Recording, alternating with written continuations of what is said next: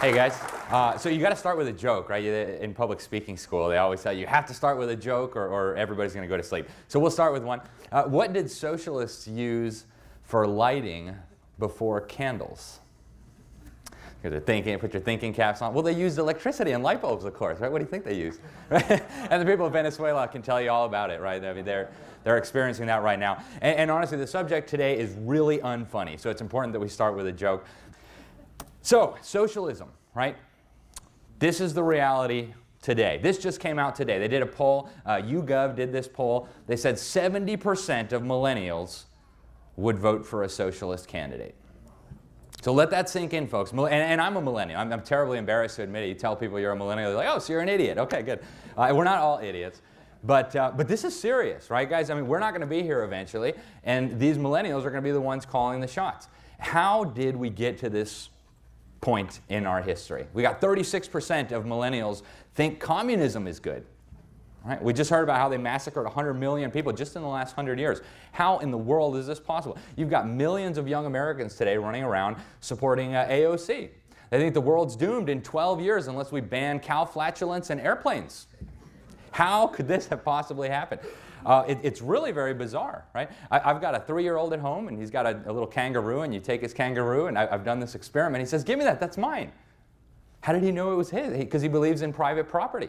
So obviously, little kids understand private property, right? How did we get to this situation where the great majority of our young people want to abolish our private property system, our freedom? Well, I'm going to show you tonight. Here's some more polling data. Only 50% of young Americans say they're even sure God exists anymore. Right? And this is another thing. Little kids in every country in the world, every culture, doesn't matter if their parents are Hindu or Buddhist or atheist, little kids, and they've done studies on this, have an innate understanding about the fact that God exists. That they were created by God for a reason. So you don't have to indoctrinate them, and until they're exposed to something else, they understand this. They can't quote scripture for you, that's true, but they do have an understanding of the fact that God created them.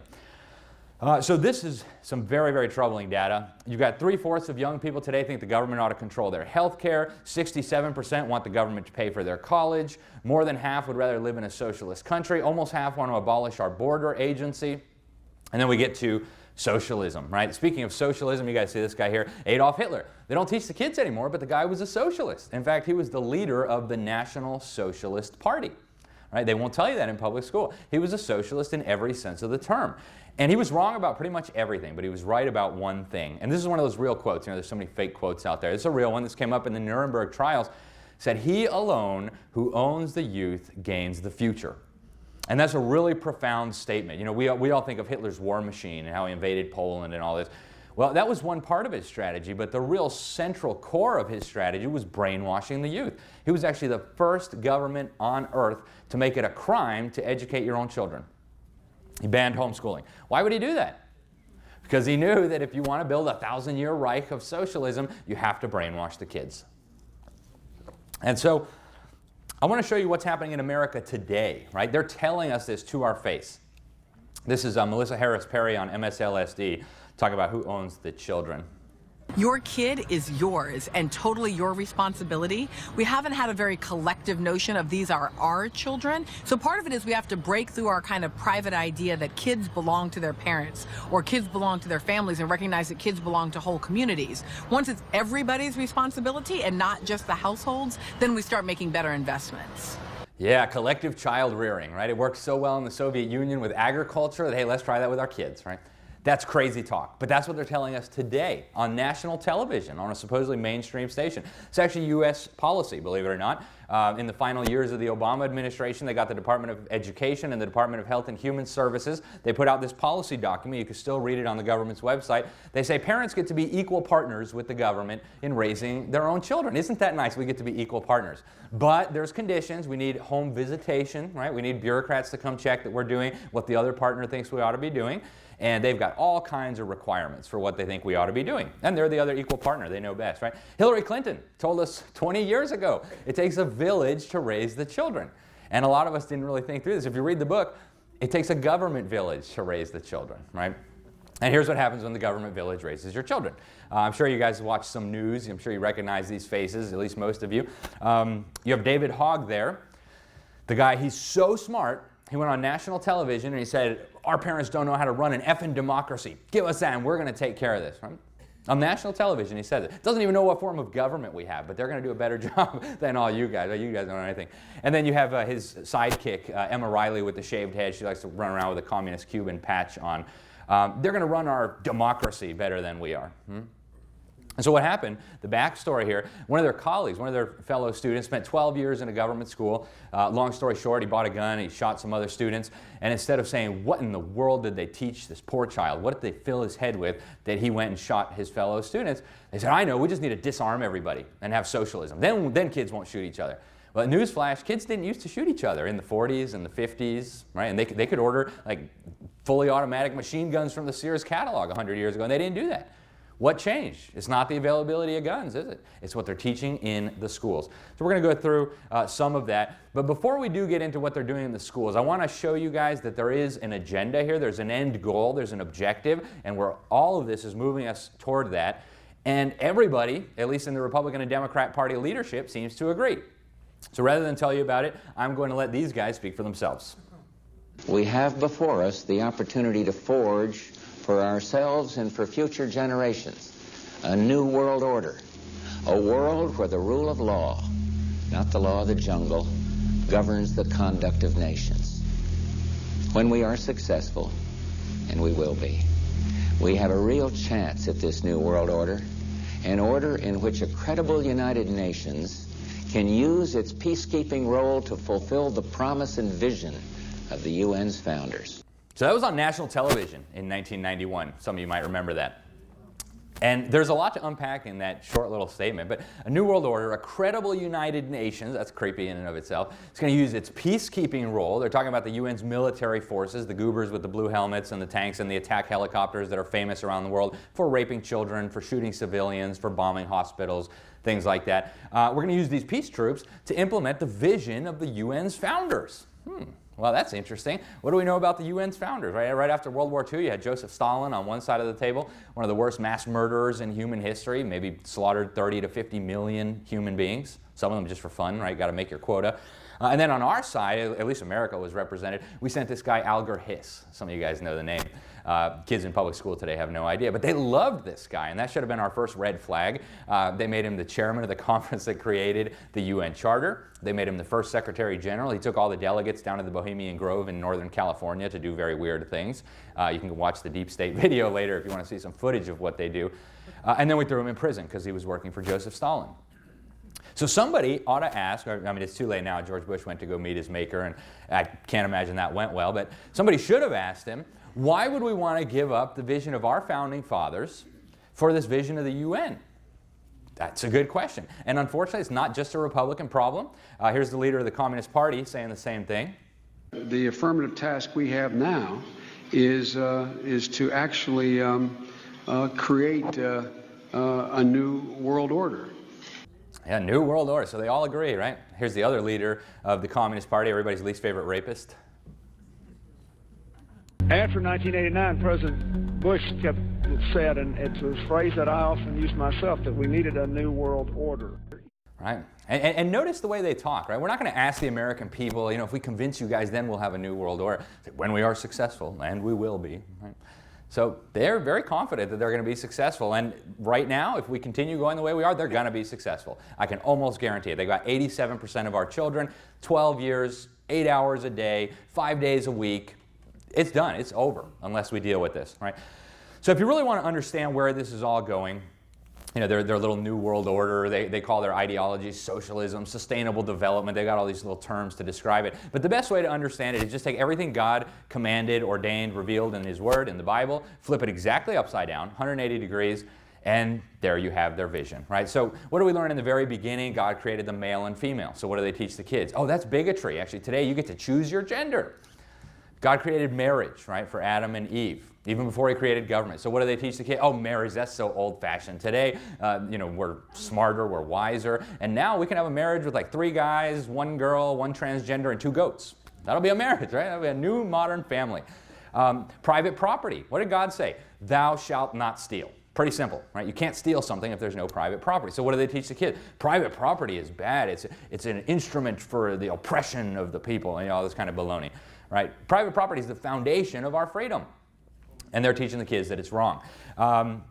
Nation states, right? God created nation states. His word tells us multiple times God separated the people out into nations. So what do they tell the kids? Oh, we're just one global family. We just should all have one big happy world government, right? That's what they're teaching the kids. And I'm going to show you that this is what they're teaching the kids. So again, if you want to understand where this is all coming from, where this is all going, just take everything that's in the Bible, flip it upside down. You understand exactly where we're going. They've got several international agreements now that are moving us steadily in this direction. And the reason I bring them up, it's the foundation of the New World Order, is because they'll tell you their strategy. So you don't have to believe me. We're going to quote from their own documents. You have UN Agenda 21, you have Agenda 2030, and I know the Communist News Network likes to call Agenda 21 a conspiracy theory. So just in case we have any people who watch CNN, we'll knock that out of the water quick and then we'll get into what they say. So here's Bush again. Climate Convention on the importance of economic instruments and free markets were included in this mammoth Agenda 21 document and the Rio Declaration.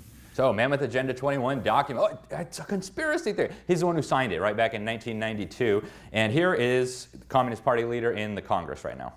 The Earth Summit Environmental Leadership Act, as this is known, presents us with an opportunity to follow up on the important work of the Earth Summit to develop its blueprint, Agenda 21, for global environmental action. H-Con Res 353 outlines a comprehensive national strategy for sustainable development in accordance with the principles of Agenda 21. A comprehensive national strategy. Why is it that all these leaders all agree on all the important things? You know, then they'll go on TV and, oh, we should raise taxes by 2%. No, we should decrease taxes by 2%. But on all the important stuff, you just saw it, they all agree. We need Agenda 21. I'll show you what it is in a minute. We need a new world order. We can squabble about little things that don't matter, but the real important things, they all agree, right? And so Agenda 21, let's talk about this for a minute. This is what the authors of Agenda 21 had to say. It proposes an array of actions intended to be implemented by every person on this planet. So every tribesman in the Amazon rainforest, every pygmy in Central Africa, every rural homeschool kid in Christian Oklahoma, every single child on this planet needs to be brought into this system. No exceptions. And they'll tell you over and over again, not one person can escape. And then they say it's going to require a profound reorientation of all human society, unlike anything the world has ever experienced.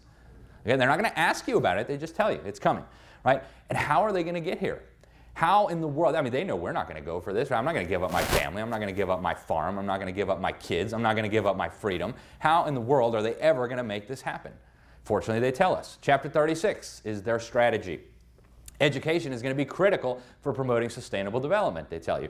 They say it's formal and non-formal education is going to be indispensable for changing people's attitudes. And boy, there's going to have to be a lot of attitude changing, right? Look at all these bitter clingers, as they call us. There's going to have to be a lot of attitude changing. And they know they're going to have to start with the kids, right? It's too late for us.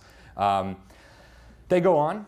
They say that it's going to be critical for achieving the right values, attitudes, behavior consistent with sustainable development. It's got to include spiritual development. It has to be integrated into all disciplines. This is right from the UN agreement, signed by every government on the planet. You can read it yourself on the UN's website. And you guys remember what I said about taking what God said and then just flip it upside down? This is a book produced by the United Nations for children. I have a copy in my office. I almost brought it, but American Airlines charges way too much money to bring a suitcase. But here you can see, it's called Rescue Mission Planet Earth, and you see the Hindu gods are all sitting on the clouds, and they look perplexed and upset because the storks are delivering all these babies. And then on the next page, they teach the children that the earth groans every time it registers another birth. So what does God say? Be fruitful and go multiply, right? God says children are a blessing. And so what does the UN teach our children? Oh, Mother Earth is groaning every time you have a child. So don't have a child. That's bad for the climate. That's bad for Mother Earth, right? And a lot of us wonder, well, how come my kids don't have any kids, right? How come they're out there protesting climate change instead of giving me some grandchildren? Now you know, right? They've been teaching the kids this stuff for a long time. I went down to the UN Conference on Sustainable Development in 2012 in Rio de Janeiro in Brazil, exactly 20 years after they came up with Agenda 21. And it was chaired by a Chinese communist, naturally. Who else would chair such a meeting? And here you have posters. They had conscripted a bunch of children into participating. And you see on the poster here, the earth is very sick. It's got the thermometer. Oh my goodness, how sad. But the doctor has diagnosed the problem. You have humans. Humans are the disease on this planet, and the UN is going to solve the disease, right? What does God say? People are made in His image, right? So what does the UN say? People are a disease on the planet, and we're going to get rid of it. And of course, education is their central strategy. Then if you go to Agenda 2030, this was signed by Obama in 2015. Again, every government on the planet signed on. They'll tell you right in the agreement that children, your children, are critical agents of change. They're going to use these new goals to bring about a better world. And like, well, we all want a better world, don't we? I mean, that's the mission of the John Birch Society, right? But what do they mean by a better world? Fortunately, we don't have to speculate because they tell us. If you read down in the agreement, goal number 10, for example, tells you that national socialism is not enough anymore. Now we need global socialism. They say we have to reduce inequality within and among countries. We got to share the wealth. I mean, this is the slogans that every communist dictator of the last 100 years has used to justify their oppression and their mass murder. They're always one execution away from utopia, right? Maybe more. But that's where we're headed, right? And this is them speaking. This is the text of their agreement. If you read on, they say the government needs to take control of consumption and production to be able to make us sustainable. And I guess the Cubans are real sustainable, right? Yeah, they live on about $10 a month if they're lucky. But that's what they want for all of us. And then they tell you their strategy, again, goal number 4. See, so it's not me telling you that education is their chief weapon.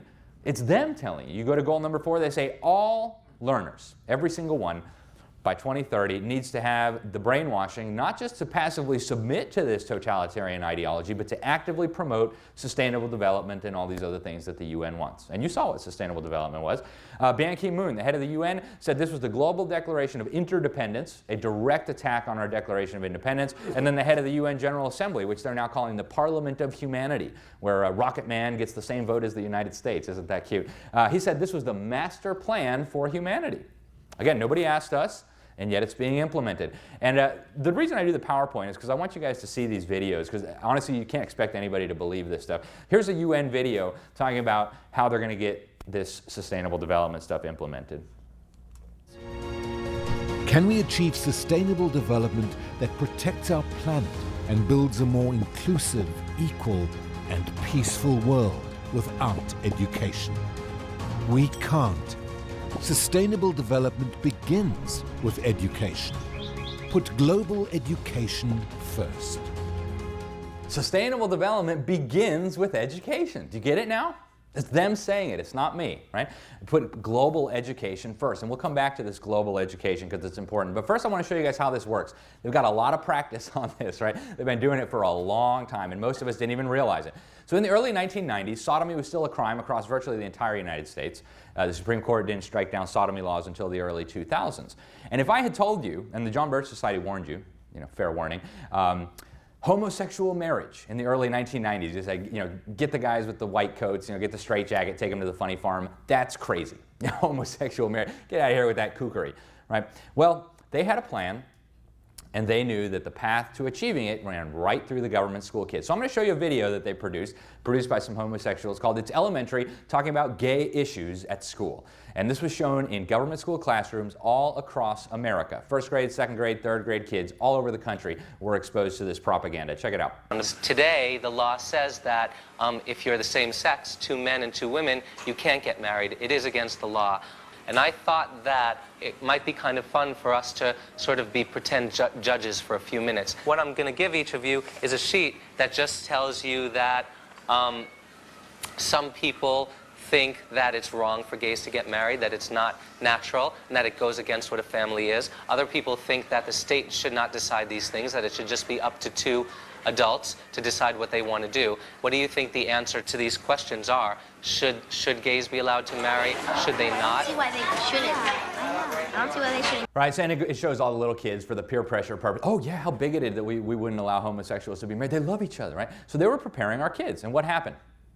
They couldn't get this passed on the ballot in California, right? The land of fruits and nuts. They asked the people, what do you guys say? No, thank you, right? So even in California, they couldn't do it. But they knew they had prepared enough of our children so that when the Supreme Court was ready, the pretend judges, they could strike down our marriage laws. Barack Hussein Obama would light up our White House in rainbow colors, a symbol hijacked from God, and ta-da, right? We were upset.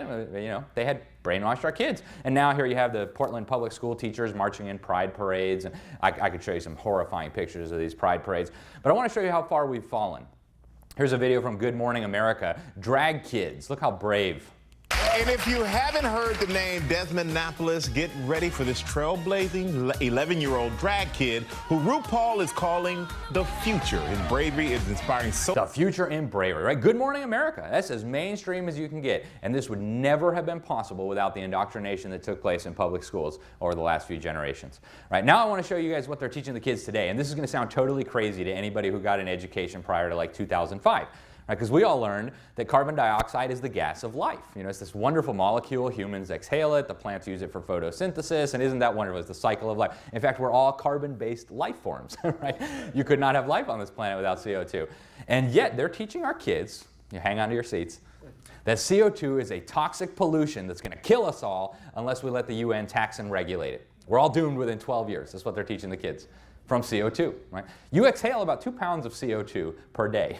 Right? Human emissions of CO2 make up a fraction of 1% of all the greenhouse gases in the atmosphere. I've been going to these UN conferences on climate change for a decade, and I've interviewed a lot of the scientists. Anyone who will ever talk to me, I'll put them on camera and talk to them. And what you'll find, you can go on YouTube and watch these, even a lot of their own scientists will say, this is a giant hoax. They're lying. I tried to tell them that this was not correct, and they did it anyway. Right? So it's a giant hoax. From a scientific perspective, the idea that human emissions of CO2 are causing climate change is absolutely ludicrous. But from a totalitarian point of view, it's brilliant.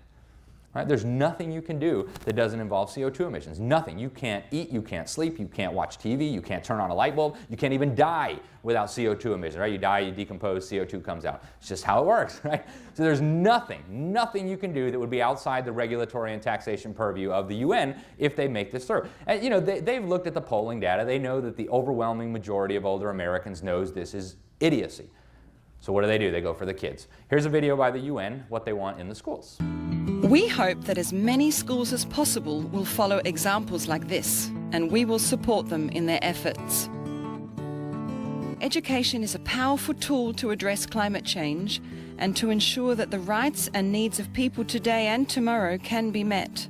Let us use it and get active today. So UNESCO video. Education to fix climate change, right? I'll tell you guys a story. About 1,000 years ago, there was this big community of Vikings living on Greenland. It was a lot warmer back then, side note. And so they could farm there. They were farming, they were raising critters, and it was a nice life there. And then it started getting colder and colder and colder. The climate was changing, right? And there was no SUVs to blame it on. So they said, hey, let's sacrifice a bunch of children to the gods and see if we can get this climate change to stop. Well, guess what? It didn't stop, right? And I submit to you that sacrificing children to the climate gods is probably more effective than education for stopping climate change, right? You can't stop climate change. Climate has been changing since God put this planet here, and it's going to change as long as this planet's here, right? We have cold, we have hot, we have all kinds of changes. Has nothing to do with the gas you exhale, but this is what they're teaching the kids. Here's what it looks like in an American classroom. You've heard the reports. The globe's warming. It's our fault, and the consequences will be terrible. Children are frightened. I worry. My mom worries. The water might rise and it might flood the whole town. We won't be able to survive for long. What are you most worried will happen? We'll all die. Are there some people who say this isn't true? Yes. Yes. Might they be right? No. How do you know they're not right? Well, because the earth is getting hotter. Where do you learn this? Can't you see? Oh, can't you see? What global warming is doing to me? Can't you see? Oh, can't you see? What global warming is doing to me? One of the main components after educating the students of global warming is that they're given a letter for their families to sign, and this is the congressman or woman. A letter for their congressman. Right? It goes on. It gets crazier and crazier. But here you have what comes out the other side, right? A bunch of little kids, tax CO2 emissions to save the planet. You know, Gaia's going to be mad at us and all the rest of it, right? So again, they know that adults who got an education prior to 2005 are never going to believe this garbage because it's ridiculous. But they know that if they can brainwash the kids, they'll make it happen eventually. And see, we still have this idea that we send our children to school to learn how to read, write, do math, that kind of stuff. Totally wrong, right? And you don't have to take my word from it. I've become friends with Charlotte Iserbyt in recent years. She was the senior advisor on education policy to Ronald Reagan.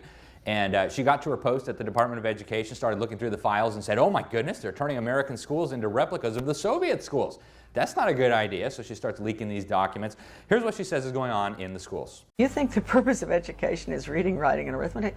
The purpose of education is to change the thoughts, actions, and feelings of students. Who knew? And here's one of the ladies who was involved in doing this. Her name is Shirley McCoon. She was hired to write national standards before most of us even knew we were going to have national standards. This was during the Bush and the Clinton administration. And here she is speaking at the National Governors Association. I want you to listen to what she's saying. Term fix and fix up these schools and taking care of them, rather than the issue of understanding that what we're into is a total restructuring of the society. Total restructuring. What is happening in America today and what is happening in Kansas and the Great Plains is not simply a chance situation in the usual winds of change. What it amounts to is a total transformation of our society. A total transformation of our society. So here's how the schools are bringing this about. Same lady, Shirley McCoon, will tell you all about it. A couple phases of it, but what I'm not sure that we have really begun to comprehend or to act on sufficiently is the incredible amount of organizational restructuring and human resource development restructuring. The whole ballgame in this particular changed society is that there's only two things that really matter. One of those is the information capital that we can put together and our ability to use information to produce products and to produce new ideas and new... The social change function of schools. See, the average American has no idea that there's a social change function. I mean, they're starting to catch on, but they didn't tell us how. They were supposed to learn how to read, write, and do math. What is the world's going on? Well, let's take a look at what this total transformation of our society looks like. Any parents who have little children in the room, if you don't want them to hear some really intense stuff about, LGBTism and all that, now would be a good time to step out. Some of my kids have seen this presentation, so I think it's good for them to know what's going on in the world. But Chasco Middle School in Florida, a girl decided actually she was a boy. And so she told the school officials, they said, hey, why don't you go shower and change with the boys in the boy locker room before and after PE class. So she walks in there, catches the boys literally with their pants down. They all come running out of there. Teacher has a gag order, not allowed to say anything. And then the school officials say to him, you have to go in there and supervise all this. He says, but there's a naked underage girl in there. What do you mean? We throw people in prison for that, or at least we did last year. What do you mean go watch a naked girl showering and change? That's crazy. So he refused. And they said, well, hey, we're going to have to fire you. We're going to have to take away your teaching credentials so you'll never work as a teacher again. Then Liberty Counsel threatened to sue. They got some of these emails. They wanted to use this guy as an example so that no teacher ever again would ever dare resist this craziness. In Minnesota, you had a little boy who decided actually he felt like a girl. And mom, dad can have a sex change? Yeah, absolutely not, right? That's crazy. Forget about it. Well, the other equal partner in this relationship knew better than mom and dad, so the school organized a sex change operation for this child. Had him surgically castrated, put him on a bunch of weird hormones, which have killed thousands of children, and put him on opiate pain medicine. After you get your stuff sliced off, apparently it hurts. And so now there's a federal lawsuit about it, but guess what? You can't reattach the private parts, right? That's all over and done with. So this is what's happening in schools across America. This I just got today from some activists out in California. School districts in California are now, this is an actual screenshot from a school district website in California. They've got individual transition plans. So a child comes up and says, hey, I feel like a different gender. I'd like to have my genitals mutilated, please. Well, do your parents know about this? Yes, no. If no, well, okay, then we got to keep this under wraps. We got to keep it quiet. So they're going to help these children transition to a new gender without even asking the parents. They'll take them for an abortion. They'll do anything they want, right? And this is, again, from the Santa Ana School District website in California, and it's coming here too.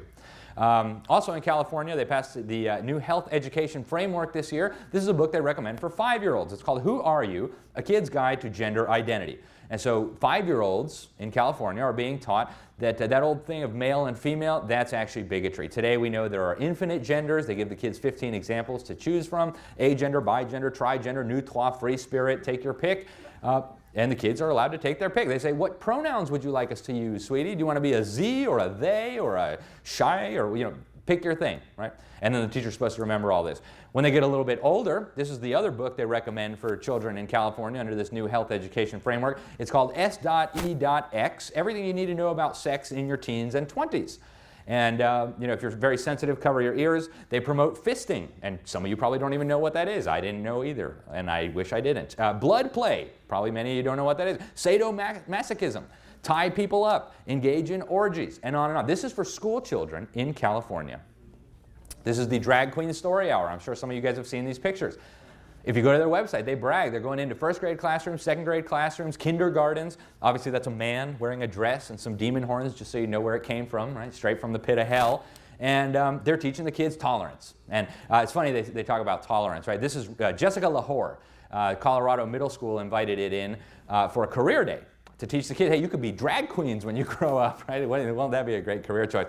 And these people are so tolerant. I wrote an article about this, and I questioned whether it was appropriate. I said we don't know whether they invited prostitutes and strippers. And this tolerant mob started sending me death threats and email. You should kill yourself. How dare you be so intolerant, right? You should die. That's how tolerant they are, right? Wait till they have more power. And guess what, guys? This is working. It's working very, very effectively. When I was a kid, which wasn't that long ago. In fact, he mentioned Sam Blumenfeld was speaking here in 1985. I was in my mom's tummy in 1985. So I was a kid not that long ago. Grew up all over the world, all different cultures, met kids from all different religions, all different backgrounds, and I never once, in all the tens of thousands of kids I met in my life, met a boy who thought he was a girl or a girl who thought she was a boy. And I bet for most of you, probably the same is true, right? You never met one growing up. In fact, the word transgender wasn't even in the dictionary when I was born. And now, according to the UCLA, they just put this study out, 27% of California's teenagers, 12 to 17, are gender nonconforming. So they're boys who don't accept that they're boys, girls who don't accept that they're girls, you know, on and on. 27%. Do we have to wait till it's 50% before we say, wait a minute, guys, what are you doing to these poor kids? Or should we just wait till it's 75%? Maybe we just wait till they're all nuts, right? That's where it's going. And again, this is why I bring these videos. Check this out. California passed a law, I'm sure you guys have one similar in New York or it's coming, mandating that LGBT history be taught to all the children. So I actually got a copy of this curriculum they were using. First, they learned about the glories of Harvey Milk, the first openly homosexual elected official in America.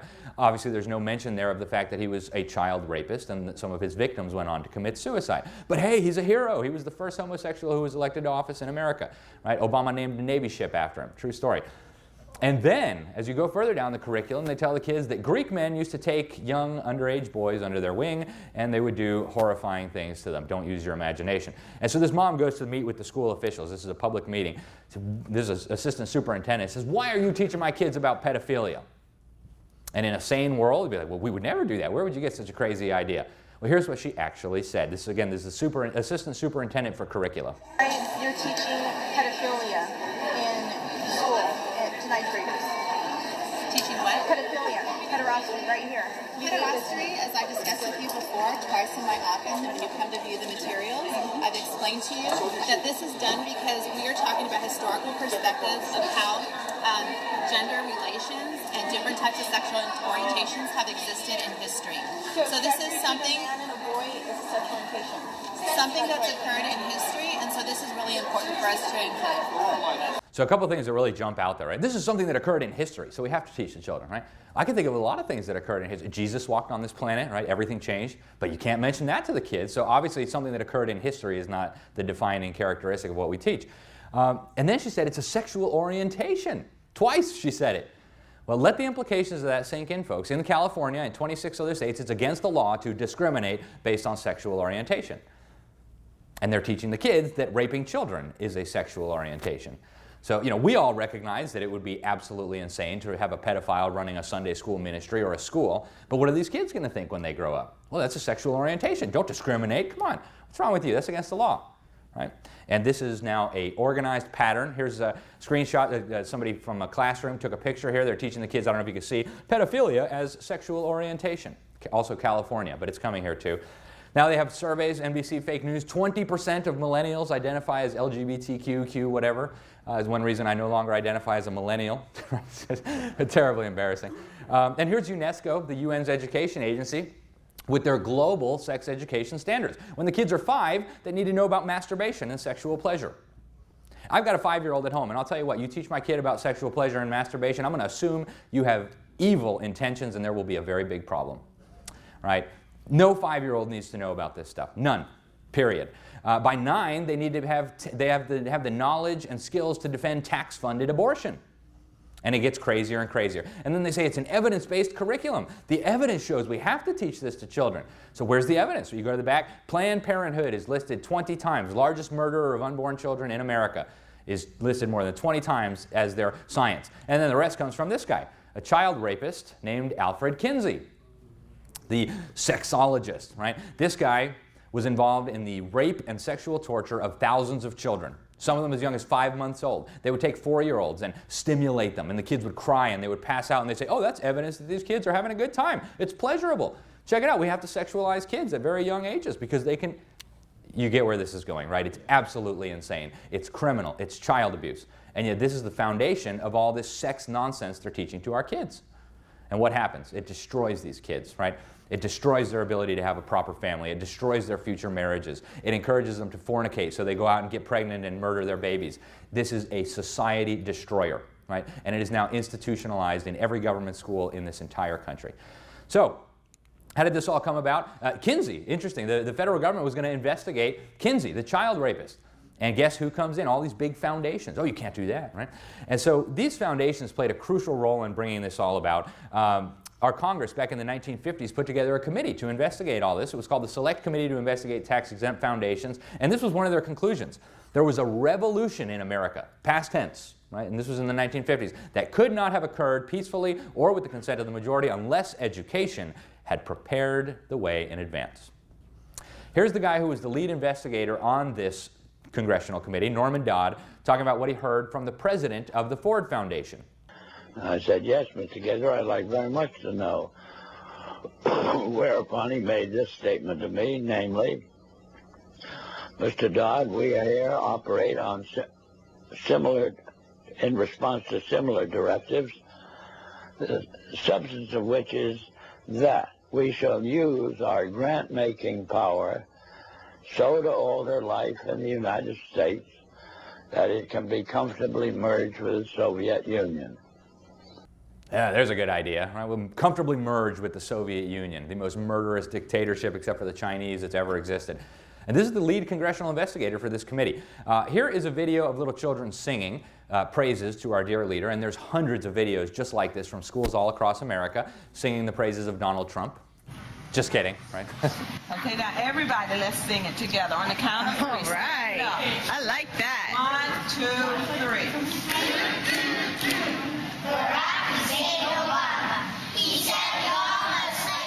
And anyways, in the interest of time, we're going to go through a lot of this stuff real quick. But Obama obviously didn't make America smart again or strong again. What he did do was push Common Core on our states, right? These national standards. Well, I want to give you guys just a sneak preview of this. This is Dr. Sandra Stotsky, the only English expert put on the Common Core Validation Committee by the Common Core people themselves. She refused to sign off on these standards. She said they're going to reduce the ability for children to develop critical thinking skills. They were written hastily by people who didn't care how crummy they were. So no, I'm not going to sign off on them. Here's the lady they hired to write the reading standards. She actually put, I don't agree with her politically on much, but we both see eye to eye on how you teach reading. There's only one way to teach reading properly. So she put all that in. They took it all out, replaced it with quackery, and she said the science shows this is not how children learn how to read. We'll come back to that. This is the only math expert they put on the committee, Dr. James Milgram. I serve on a board with him also. And he says that the Common Core math standards reflect very low expectations. They're as non-challenging as possible. There are actual errors in the math, and they're neither mathematically correct nor especially clear. So hey, let's mandate them in all 50 states. Great idea. This is what it looks like. Actually, in the interest of time, we're going to skip it, but I was going to show you guys some Common Core math problems. It's absurd. The federal government did a study. This just came out earlier this year. They funded it, and they found that Common Core had significant negative effects during the 7 years after they were adopted, and the effects get worse. The magnitude of the negative effects gets worse as time goes on. And yet we still have it in every single one of our states. They've also got national pseudoscience standards now, brought to you by the same people who brought you Common Core. You wonder how the kids can believe all this gender idiocy, the climate idiocy? In 12 years, they will never once hear the term scientific method as part of these national science standards. Right? What they will hear over and over and over again is that the gas you exhale is toxic pollution that's going to kill us all unless you let the UN run your life, and you came from slime that turned into a monkey over billions of years with no God, and then, yeah. So as long as you know those things, we'll call you a scientist. They're learning pseudo-history, right? Fake history. Dr. Pesta, who's been here to speak, I've been working with him closely. He actually helped us on this special report we did some of the articles. He's been doing surveys of his students every year as they come in.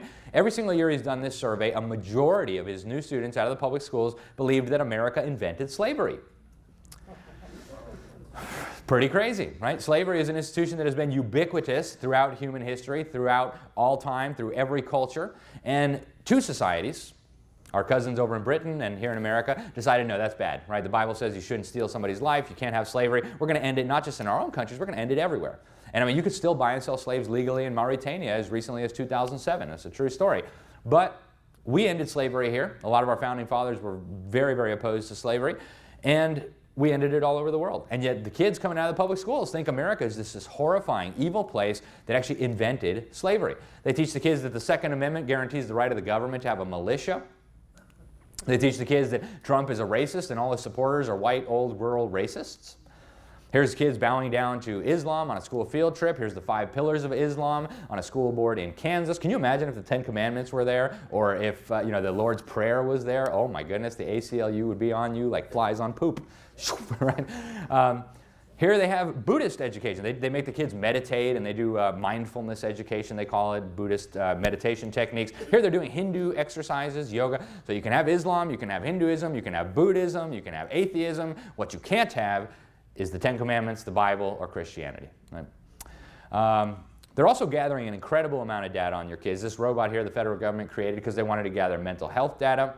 This comes right out of a Department of Education report, a facial expression camera. So what it does is it examines the facial reactions of children when they're exposed to different stimuli and determines if an intervention is needed. So hypothetically, maybe a guy walks in wearing some demon horns and a dress to read LGBT stories to the kids, and the kid goes, "What in the world is that? Why is that in my classroom?" Aha, this one needs an intervention, right? He doesn't have the correct attitudes. And then they tell you what they're going to use all the data for. This is from another Department of Education report. They say that all this data that's being captured from these children is going to be used to enable algorithms to predict future behavior and interests of children. That's where this is going, folks. They know more about your kids than you do. They know about their dental health, their mental health, how mommy talks to daddy, how daddy talks to mommy, what kind of food you have in the refrigerator. Does daddy drink a beer at dinner? They know all of it, right? They know what you think. They've also got values clarification, and I was actually subjected to this as a child. I'm sure some of you guys were too. The UNESCO has a manual for teachers how to do this. They say that the purpose is to undermine children's belief in moral absolutes. Why would you want to do that? And so the way they do it is they say, hey guys, there's 9 of you in a life raft, and there's a doctor and a lawyer and an Indian chief, and the life raft can only hold 8 people. So who are you going to get rid of so that you can all survive? It's for the greater good. And obviously lawyer is the correct answer.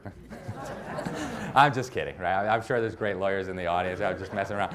But now if the kids were thinking, they would say, well, wait a minute, we don't have to kill anybody, even the lawyer, right? One of us will take turns swimming alongside the boat, and hey, we'll just rotate, right, once an hour, and nobody has to die. That'd be obvious. But what they actually think is, well, mom and dad said killing was wrong, the pastor said, the Bible said killing was wrong, but look, here's a situation where the only moral option is to kill somebody. So I guess my mom and dad were wrong, Bible must be wrong. Morality is clearly subjective. It clearly depends on the situation that we're in. So maybe there is a time and a place to kill babies or old people or to put people in camps. Right? That's what the kids leave there thinking. It undermines their belief in moral absolutes. It's very effective. They've been doing this for a long time. That's why the great majority of our young people today do not believe in moral absolutes, because they've been subjected to this kind of mental terrorism. And again, we still think that our kids are getting an education at school. You don't have to take my word for it. They're not, right? Here's the federal government's own data. Every 2 years, they do a national assessment of educational progress. 2/3 of 8th graders are below proficient in math. And, we're not talking about advanced calculus and trigonometry. We're talking as dumbed down as you can possibly get. And 2/3 of 8th graders can't even reach proficiency on that.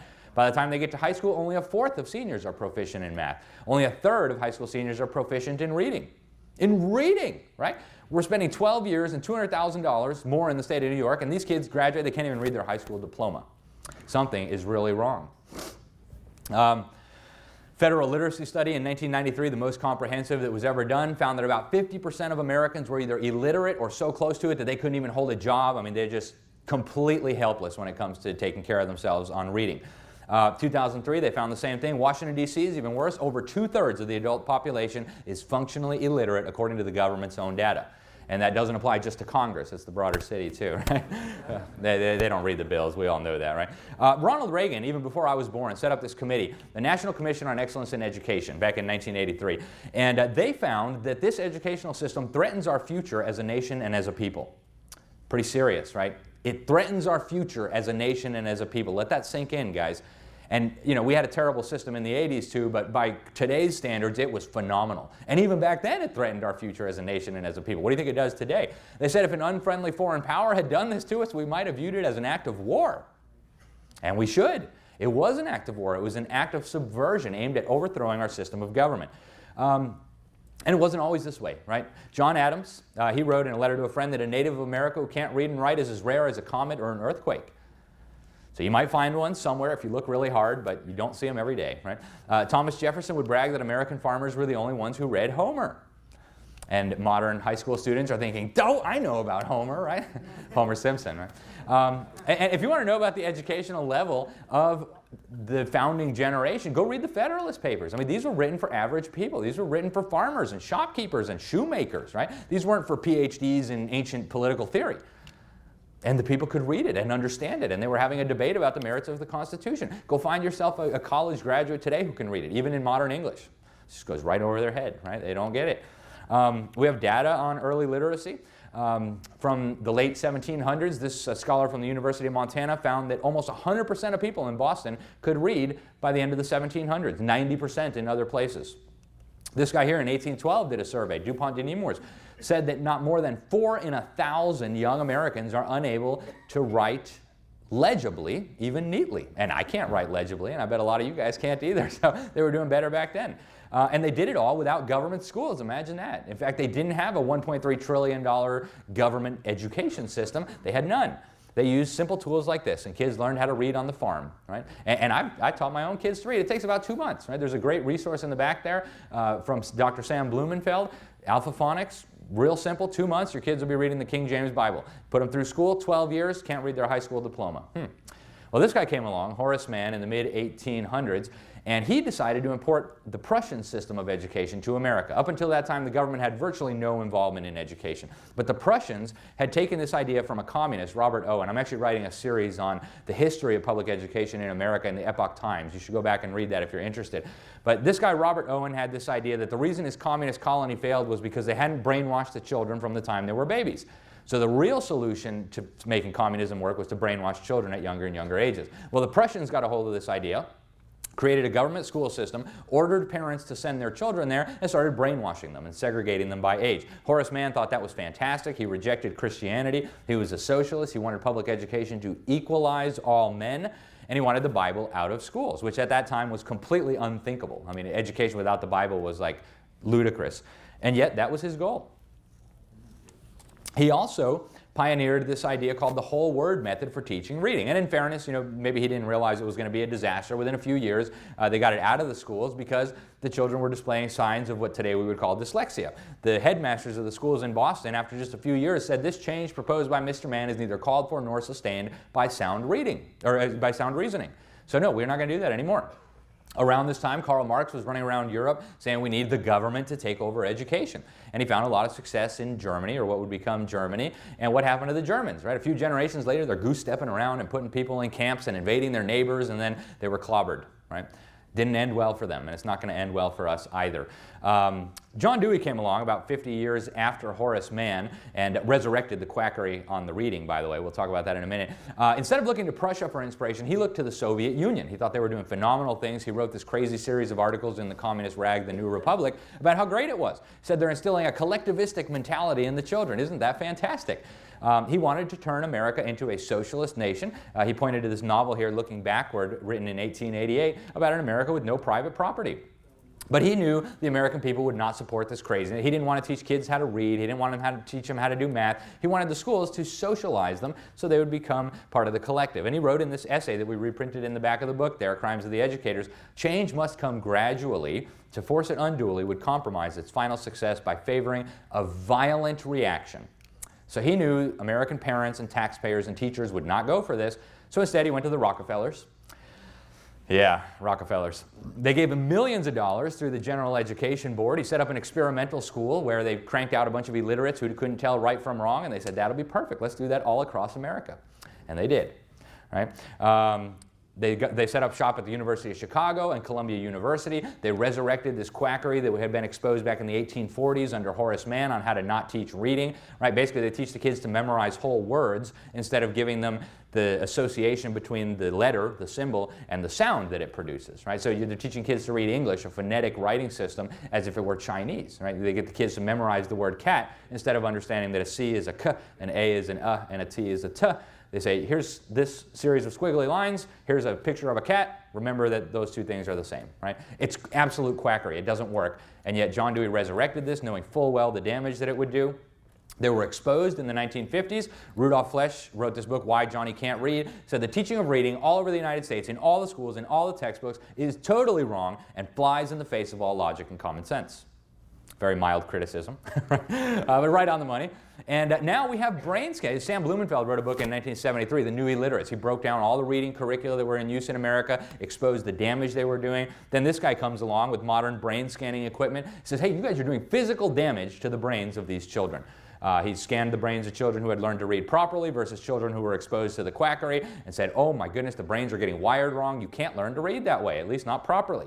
And so that brings us to today. Under Common Core, they still have the kids memorizing whole words.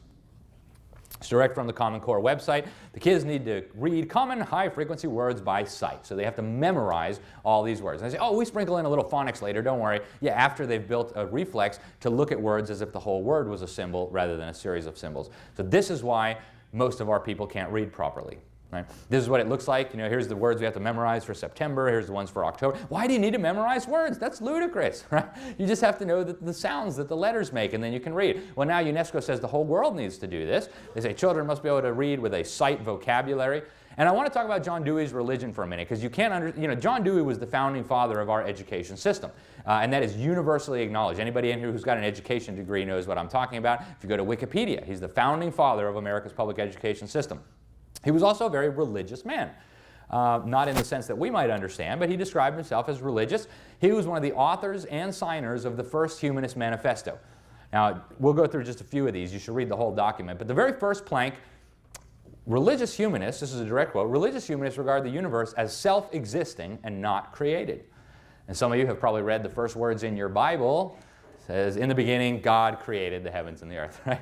So what is John Dewey doing here? Very strategically attacking the very foundation of Scripture, the authority of Scripture. And this was deliberate, right? This wasn't an accident that was their first choice.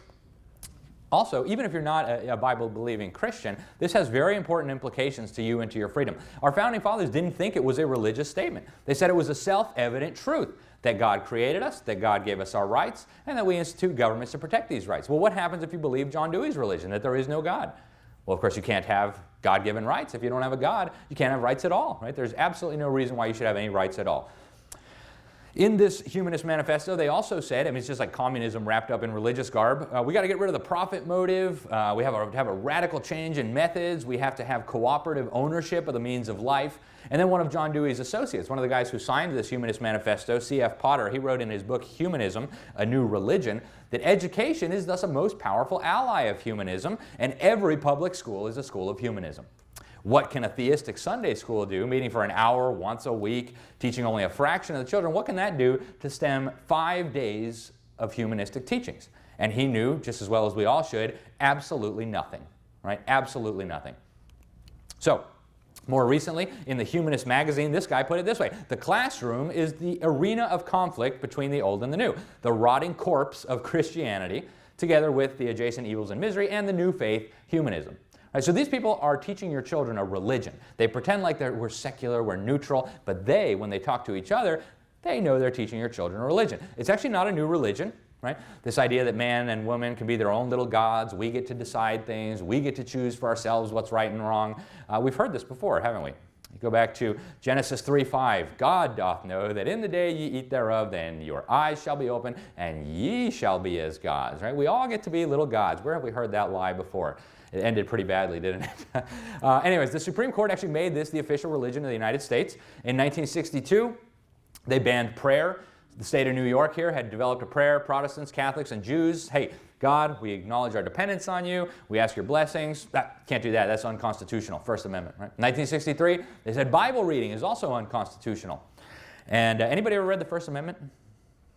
says Congress shall make no law. Is the state of New York Congress? Is your local school district Congress? Of course not, right?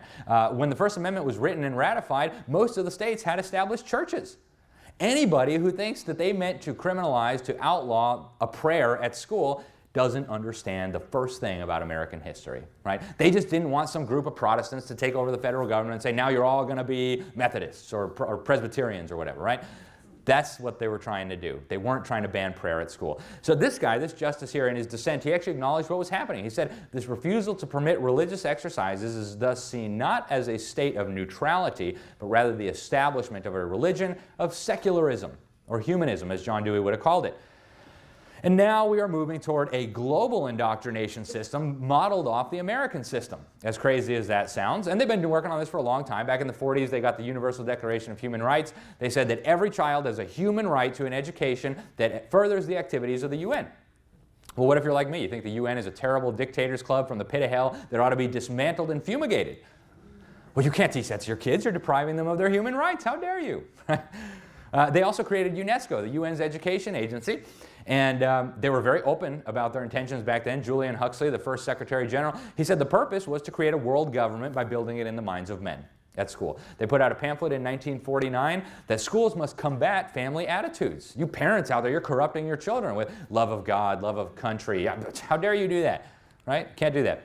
Then in 1990, they brought all the governments of the world together in Thailand, signed the Jomtien Declaration, and in Article 5 they said all children all over the world have to learn from the same standards, and in Article 10 they said it's not the responsibility of the family or the school board or even the U.S. Supreme Court anymore to decide what those standards will be. They said it's now a common and universal human responsibility, or a UN responsibility. So Kim Jong-un, the rocket man, and Fidel Castro and Robert Mugabe, all these paragons of virtue and knowledge, get to help decide what our children should be learning. In 2000 they got even bolder. They came together in Dakar in Senegal. They adopted another education agreement. Every government on the planet signed on.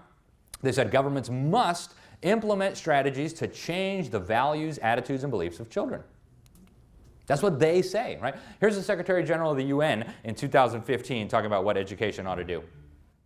Education must do more than produce individuals who can read, write, and count. It must nurture global citizens who can rise to the challenges of the 21st century. Must nurture global citizens. Quick show of hands. How many sent their kids to school so they become good global citizens?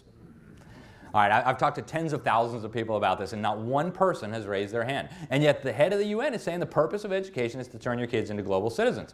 In 2016, they got this global action plan for education. They said education must include the formation of the children's spirituality.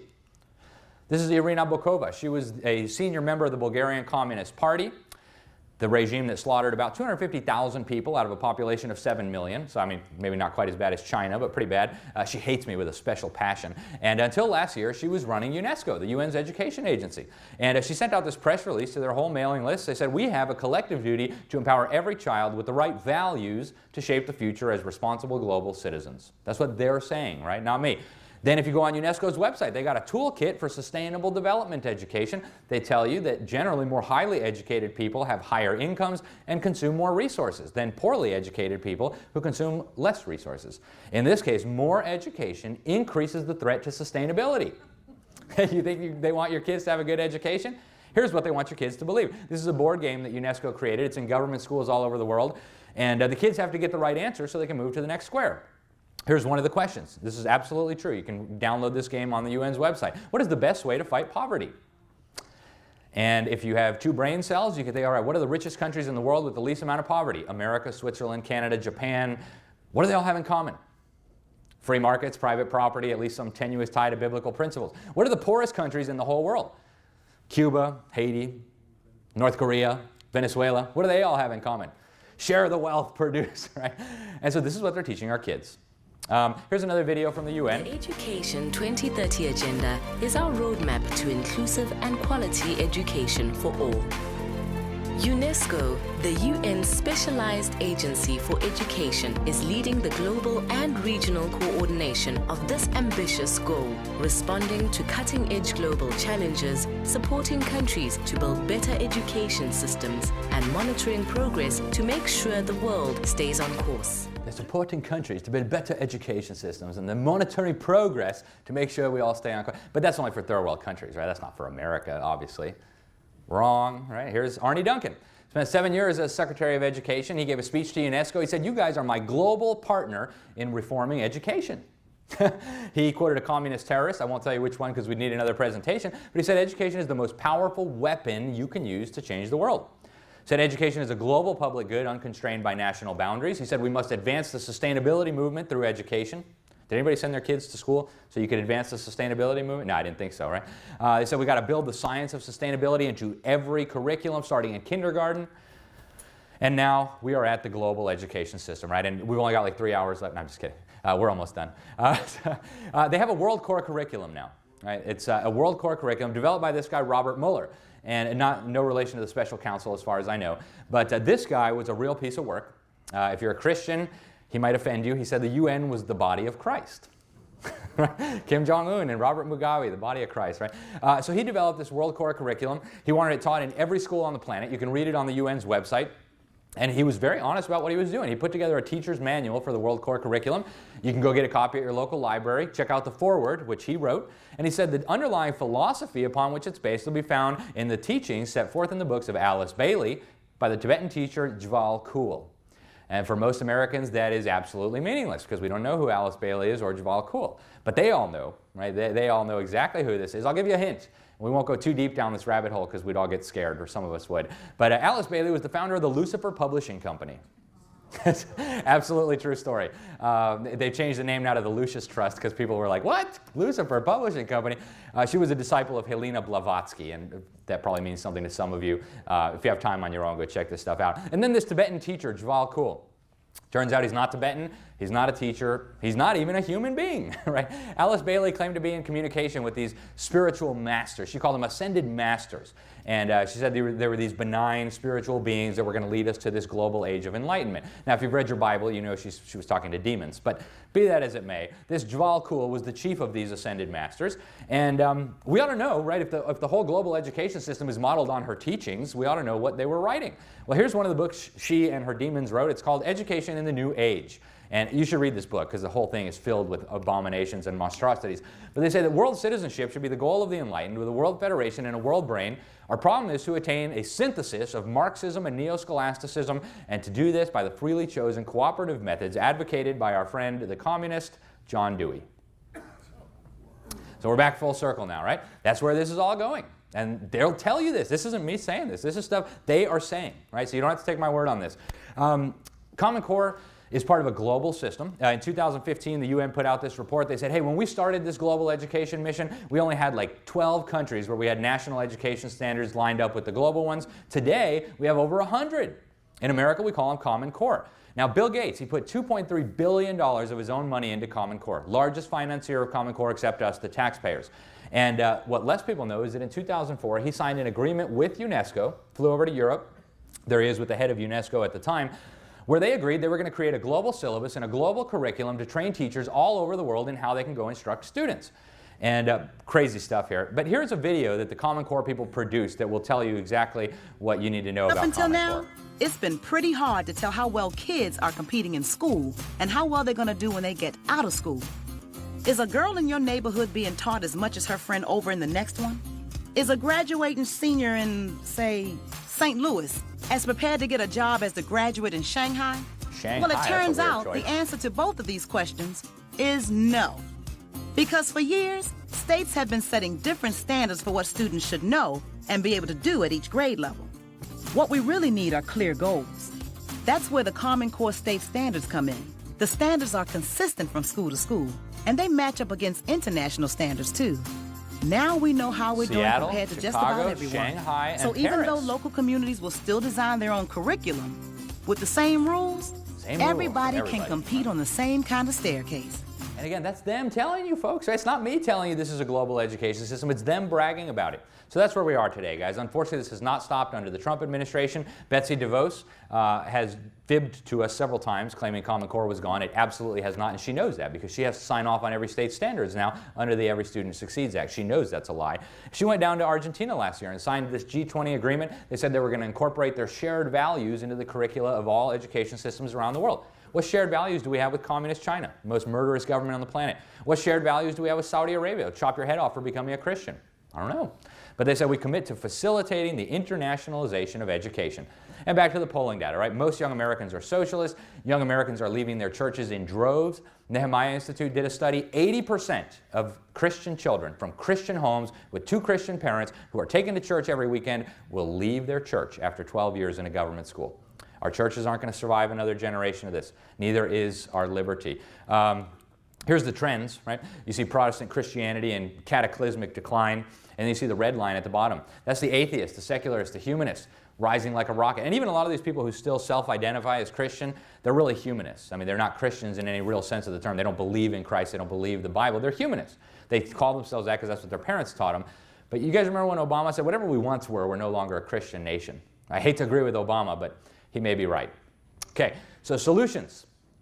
Everything that I just showed you was a documented fact. Now I'm just going to spend a couple minutes telling you guys my opinion about what we do about this, and the only opinion that matters, I'm going to give you guys a couple quotes from Scripture so you know what God thinks about this. The first question is, can we reform this system? Absolutely not. Right? It's doing exactly what it was supposed to do. The people who created it wanted it to crank out little socialists by the millions who would eventually overthrow our form of government, our churches, and implement a socialist system. It's doing exactly what they wanted it to do. If you take your new car to the mechanic and say, fix it, he's going to look at you funny and be like, what do you mean? It works perfectly. It's doing exactly what it's supposed to do. How are we going to fix it? You can't fix it, right? This is one of the guys who was involved in the conspiracy to create a government education system, one of Robert Owen's disciples. He eventually came to Christ and he repented of this evil he was involved in and he tried to blow the whistle. He wrote a book. He said the great object was to get rid of Christianity. And we were going to do this by setting up a system of state and national schools where parents would be compelled to send their children by law. And you know, today we're like, well, what else is new, right? Back then, people were like, that's crazy. That would never happen. I mean, don't be so ridiculous, right? Well, that's what they did, isn't it? Here's Thomas Massey, congressman from Kentucky. He's got a great bill to abolish the Department of Education. I got to interview him about it at the John Birch Society's 60th anniversary dinner. In the interest of time, we'll skip through it. It's a great bill, but it's not going to solve the problem, right? People think of the Department of Education as the head of the monster or UNESCO. It's not, right? The monster's kind of like a hydra. You can chop off one tentacle and 10 more will grow back. So getting rid of the Department of Education is a good goal. We should do it. HR 899, but it's not going to fix this. So as I see it today, we have 2 options and 2 options only. Get our kids out as quickly as we can in as large a numbers as we can, or just get ready to lose your freedom, lose your country, lose your kids, lose your church, lose your constitution, lose everything. That's where it's going, folks. There's 2 options. If someone has the third one, I'd love to hear it, but that's all the options that I see right now. There is some good news. 7 out of 10 Americans would like to take their children out of public schools. 7 out of 10. So they all have a sense that something's wrong. They don't know how urgent it is, but they have a sense that something is really, really wrong. What we need to do now is show them how urgent it is. So what we're arguing here, and I borrowed this term from my friend E. Ray Moore of Exodus Mandate, we need a Dunkirk operation. And if you went to government school, I'll give you a quick background on this. Dunkirk, the British Army was surrounded on the beaches of Dunkirk by Hitler's National Socialist forces. They were about to be annihilated. And the British people said, no, please, right? They got on their knees, they prayed, God, we need a miracle. They put every resource in their society at the disposal of this rescue operation. Everything that could float went across the English Channel, picked up those boys, they took them back to Britain, and they lived to fight another day. And I can happily report that today the British people are not speaking German. They may be speaking Arabic soon, but that's a question for another talk. They do have a Muslim mayor, right? Brits are a minority in their own capital city now. It's a true story. But we need a Dunkirk operation now to rescue our kids, now, right? If they go, we're all doomed too, right? We need to understand that. If our boys and our girls are devoured by this monster, it's over, folks. That's how simple it is.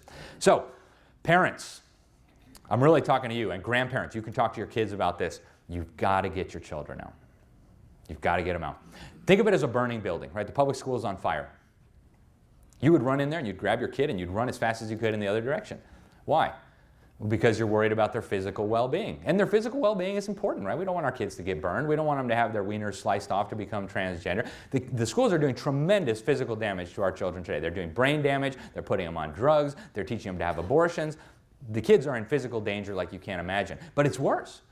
The spiritual danger, the academic danger, right? The moral danger, all of it, right? It's much more urgent than a burning building. So yes, we need to talk about the burning building, but we got to keep our priorities straight. First, we get the kids out.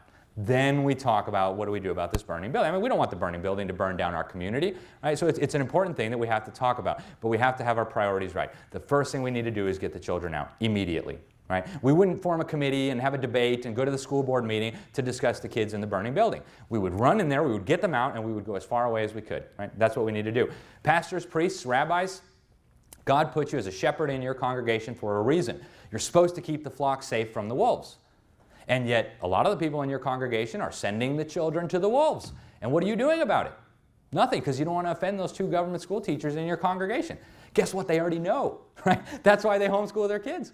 That's why they send their kids to private school in massively larger numbers than average Americans, because they know, right? They know that this is not a suitable place for children, so they don't send their kids there, right? We need to take a lesson from them, and pastors, you need to help make this possible, right? If you don't have a Christian school at your church, why? Get one built. If your church is too small, maybe network with 10 other churches and build one between all of you. We've got a School of Freedom Project Academy. We'll bring a school right to your church for almost no money. Right? Just basically what it costs us. Set up a scholarship fund. I talked to a pastor in Ohio. They've got a scholarship fund. So when a parent says, oh, I can't afford to get my kids out. Oh, yes, you can. We got you covered, right? There's plenty of resources in the body of Christ to protect our children. We also need to understand, why do we have education? Who should be in charge of education? And fortunately, God gives us a lot of insight on these questions. First, I want to turn to Proverbs 22:6, where God tells us that Caesar ought to train up a child in the way that he should go. And even when he's old, and you guys are all like, well, he didn't say that, right? Of course he didn't say that. He's talking to parents. You can read the Bible every which way, sideways, upside down. You'll never find any reference to Caesar educating the children. That's because God did not delegate education to Caesar, right? Caesar's got an important job. He's supposed to wield the sword and punish evil, but he's not supposed to educate your kids. That's your job, parents. That's your job. Next, Deuteronomy 6-7. What is an education supposed to look like? Well, part of it is these commandments that I give you, you have to have them upon your hearts, and you have to impress them upon your children. Is the school impressing them upon your children? No, they're not. Right? You got to talk about them when you're sitting at home, when you're walking, when you're lying down, when you're waking up, all the time. That's what your education ought to be. Caesar, don't provoke, oh no, it's fathers, don't provoke your children to anger, but bring them up in the discipline and instruction of the Lord. Again, fathers, right? Now, something about education. God tells us what an education ought to look like. The fear of the Lord is the beginning of wisdom. Proverbs 1:7, the fear of the Lord is the beginning of knowledge. Interesting. You guys know just as well as I do that you can't even mention the Lord in school, right? They'd rather have head lice or even a school shooter than any mention of the Lord at a school. Can't say Jesus. Oh my goodness, we'll get the federal courts on you. We will destroy you. You think your kids are going to get any knowledge there? You think they're going to get any wisdom there? Of course they're not, right? And what happens when the kids don't have any knowledge? My people are destroyed for lack of knowledge, is what Hosea 4:6 says. Martin Luther, for you Protestants out there, said that any school that's not diligently teaching the Scriptures is going to become the great gates of hell. You're going to send your kids to the gates of hell? I hope not. Pope Pius XI, he said any education that doesn't have God at the center of it is false and full of error. For you Catholics out there, you're going to send your kids to get an education that's false and full of error? Why? Harvard was once a good school, believe it or not, and they said the purpose of education, the main end of the student's life and his studies, is to know God. Okay, that's the point of education. John Milton, one of the great thinkers of our civilization, said the end of learning is to repair the ruins of our first parents, by regaining to know God aright so we can love Him, imitate Him, and be like Him. There's the purpose of education, folks. The exact opposite of what the schools are doing. We live in a self-governing republic. We're very blessed. And so in America, we have another purpose to education. That is to create self-governing citizens who are capable of governing themselves. Right? We don't have a king in this country. We are the kings and queens of this country. And so God has given us instructions. How are we supposed to govern? Well, the government is supposed to punish evil. So if someone's murdering babies, well, quick, get them, right? Put them in jail where they belong, right? Is that happening today? No, because our kids don't know how to govern themselves. So how do we do this then? What do we do? That's not my family. That's just a picture of my family. But we do homeschooling. That's what we do at my house. And I would not trade it for the world. And people say, oh, how do you afford that? You know what? I'd live in a cardboard box before I would give up homeschooling. It's a true story. It's, as far as I'm concerned, the best option. And we're in good company. Right? These men here were all primarily homeschooled. Not one of them ever stepped foot in a government school. Not one. Some of them got a little bit of private study from tutors and private academies, and some went on to get a college degree, but they got the bulk of their education at home. And guess what? They built the greatest, freest, most prosperous nation the world's ever known without any government education. So we can all do it, folks. The data on homeschooling is like the brightest spot on the educational horizon. We've got millions of kids being homeschooled. They are running circles around the victims of the government schools, 80th to 90th percentile on the government's own standardized tests. Right? This is true even if the parents don't even have a high school diploma. I tell people only half jokingly, like, hey, you could put your kids in a closet for 12 years and they'd be better off. And I'm only half joking, right? Because at least their heads wouldn't be filled with nonsense. At least they wouldn't be telling them they can choose their gender and they can kill their babies, right? So homeschoolers do better as adults. They do less drugs. Their marriages last longer. They get better jobs if that's your thing, right? You want to earn a lot of money. Homeschoolers do better on every metric, and they're better socialized on every metric we can measure. There's a lot of great private schools. I know not everybody's called to homeschool. There's a booth outside, the Augustine Classical Academy. Talk to them. There's other private schools here. Talk to them. Folks, do your due diligence, right? Catholics out there, half of the Catholic dioceses in America are using Common Core. You don't want to go there, right? A lot of the Protestant schools are just replicas of the government schools, but there's a lot of great ones. So you have to do your due diligence. You wouldn't just trust a random stranger to educate your kids.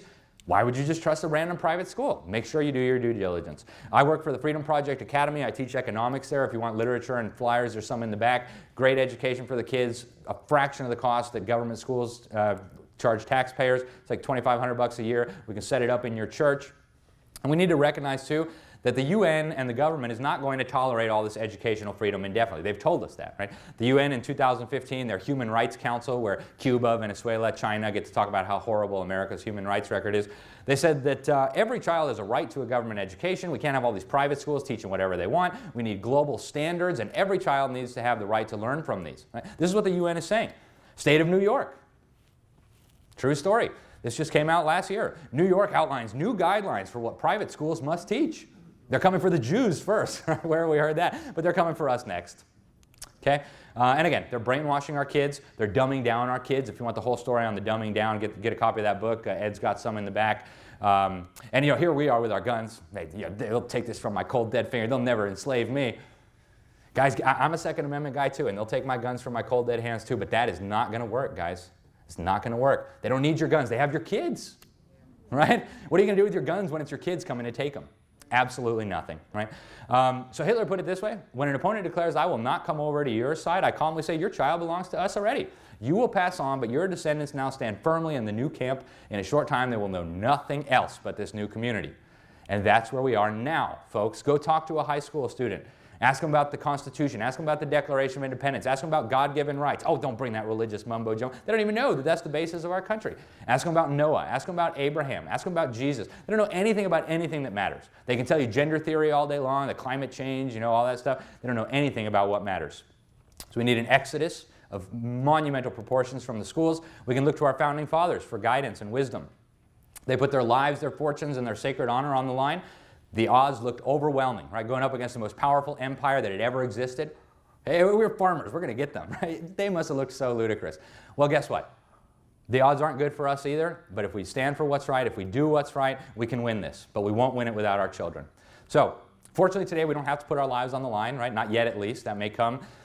If you're not involved in the John Birch Society yet, why not? Right? These are the people who've been holding the line for 60 years. We couldn't have this meeting today if it wasn't for the efforts of the John Birch Society.